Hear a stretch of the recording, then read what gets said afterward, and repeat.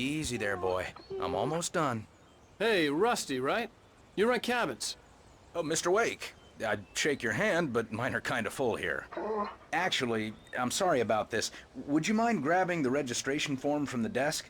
It's just across from Bucktooth Charlie. Okay, sure. What happened? Crazy poachers.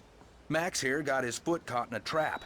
They're illegal to use here. Hell, you're not supposed to hunt within the park at all. But that doesn't stop some lowlifes. Well, at least Max is gonna be okay. He got lucky. Max is still groggy from the shot I gave him, and I'd rather not leave him alone just yet. Seriously, form's Al, on the you desk can't across just from go the and mammoth meet a skeleton. kidnapper. Those situations always end up in disaster. You gotta talk to the cops. She's my wife, and it's my call. Can we talk about this later? No, this whole thing Listen, you hit your head. I mean, geez, Al, come on. You gotta understand how crazy all this sounds. If you're trying to pull a joke on me, freak me out, it's working.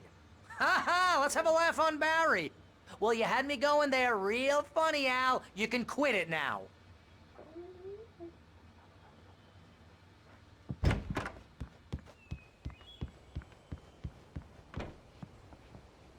I think this is the form you wanted.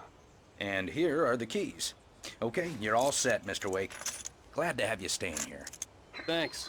Can you tell me how to get to Lover's Peak? Oh, sure. It's at the end of the nature trail. Just follow the paths, you'll get to it eventually. It's an easy walk. Nice spot, too. If you have any trouble finding it, just keep your eyes on the radio mast. It's right below that. Oh, and hey, if you take a walk in the woods, watch your steps so you don't end up like Max. I guess I'm a little worried. We got a bunch of campers out there we haven't heard from. It's not like these people are on a schedule, but with the traps, well, you know. I just don't want any trouble. Right, thanks.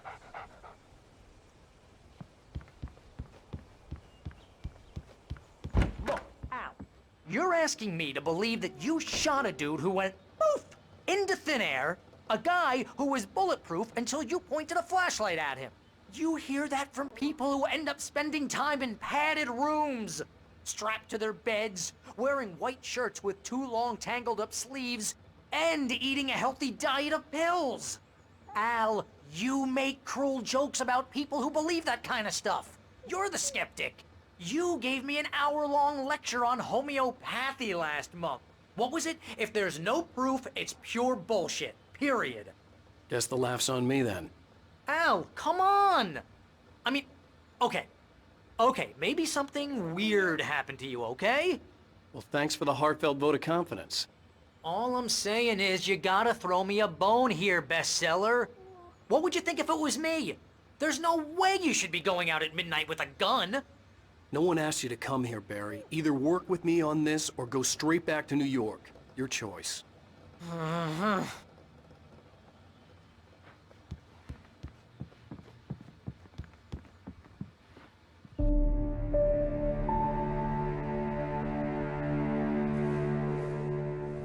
That's just crazy talk, Al. Al? Al? We should go to the sheriff or call the FBI. Damn it, Barry, they'll kill her! This is not a goddamn debate, Barry. I'm going to Lover's Peak. He said to come alone. Okay then. I understand. You're my best friend and I'm worried that you're not right in the head. Tell me what to do to help and I'll do it. You stay here, and if I'm not back by morning, call the cavalry.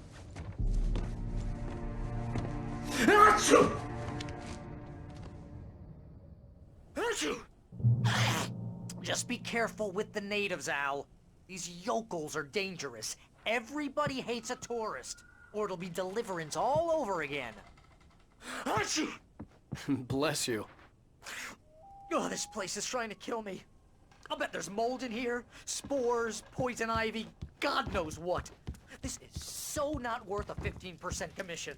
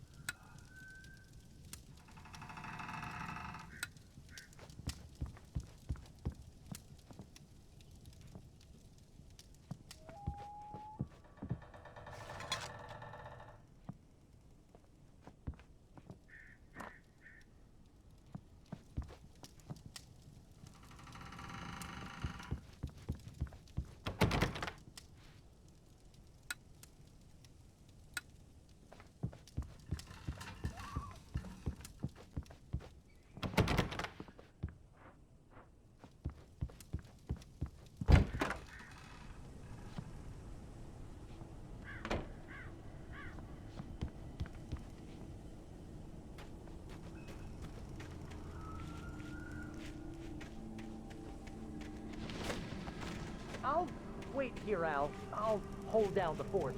I'll be with you in spirit every step of the way, Al. Locking the door now.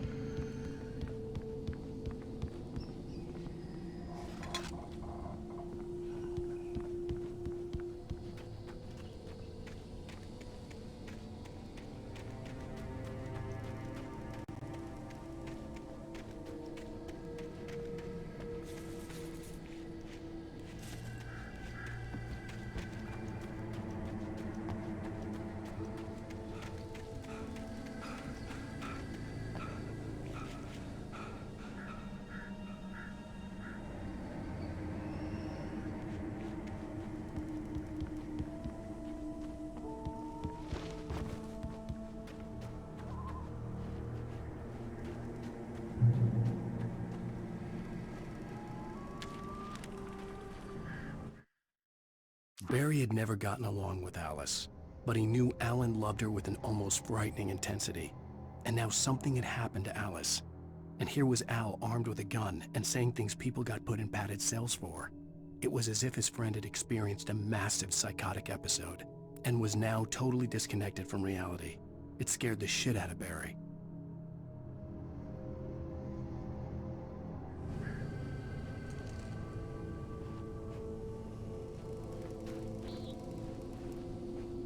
Barry had the keys to the car he rented. Wasn't a long walk to the visitor center, and it wouldn't be any use to me in the forest.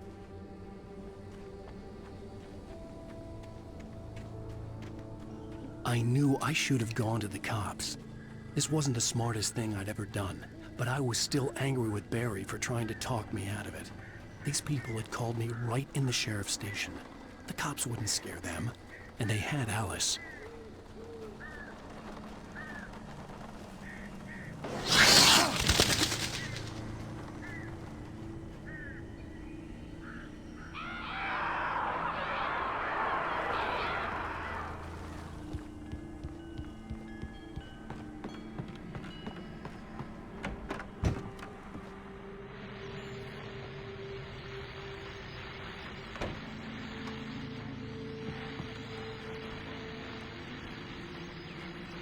Welcome back to the show, folks. As promised, our very own Dr. Nelson has just parked his rear end in the studio. Doc, what's your Deerfest plan like? My plan? You make it sound a lot more organized than I ever seem to manage. Oh. No plan, really. Just taking me out. Much more than that, you know. Tell me about it. No sack race for us older gentlemen, huh? Yes, exactly, Pat. But I'm gonna check out the parade, of course. And I'll be one of the pie contest judges, too. Well, that takes a different kind of constitution. Oh, yeah. It's my kind of exercise. Now, Doc, seriously, you're in pretty good shape, though. You're the outdoors type. I know for a fact you're an avid fisherman. That's right. Matter of fact, just caught a heck of a largemouth bass early this morning. But you're not taking part in the fishing contest? No, not this year. See, Pat, I'm just not that competitive anymore. Now I just like to take my time and enjoy the peace of it. It's no fun if I need to worry about what I'm catching, you know? Considering your track record, the participants are probably pretty happy you feel that way. Well, Pat, that's kind of you to say.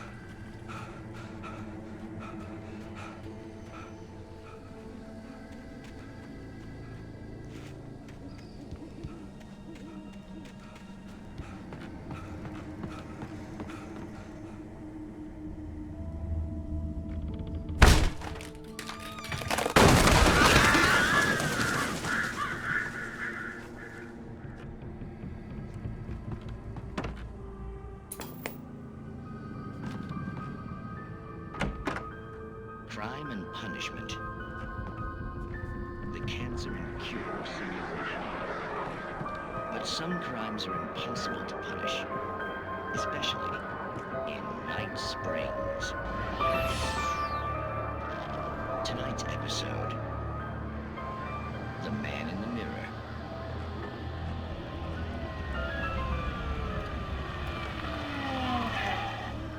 He's inside, Agent. He's a weird one.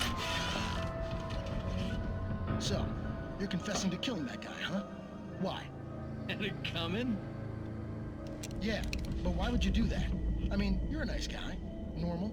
Took your kid to a soccer game. So how come at the game, you pick a guy and, quoting from the arresting officer's report here, assault the victim's head area repeatedly with the weapon of choice being a pair of bare fists? Wow, that sentence really flows, huh? Maybe you're not the literary type. Okay, so you mess him up. But why? Who was that guy? We couldn't ID him. Why would a guy like you do him like that? I didn't like his face? Well, you must have hated it, because you really went to town there. I mean, there's no way to tell what he looked like. No ID on him either. That must be difficult. But then we ran the fingerprints. Got a match. Your prints. Identical. Huh, how about that? Your son said you were wearing a white shirt when you took him to the game. But the white shirt is on the dead guy. It's plenty red now.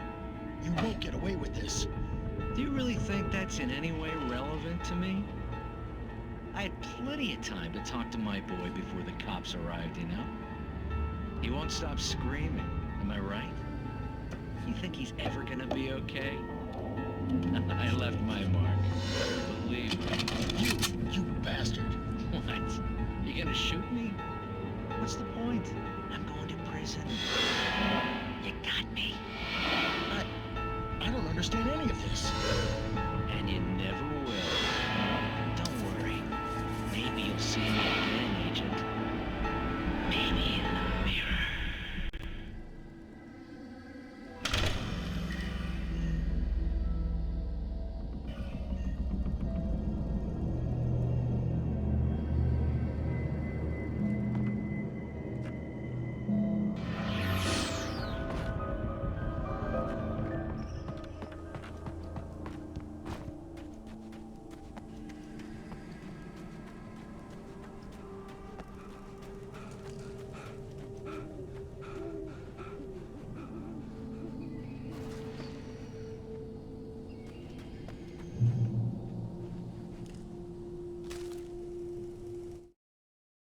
The air in the visitor center was heavy with an awful smell, as if some rotten drowned thing had crawled up from its grave.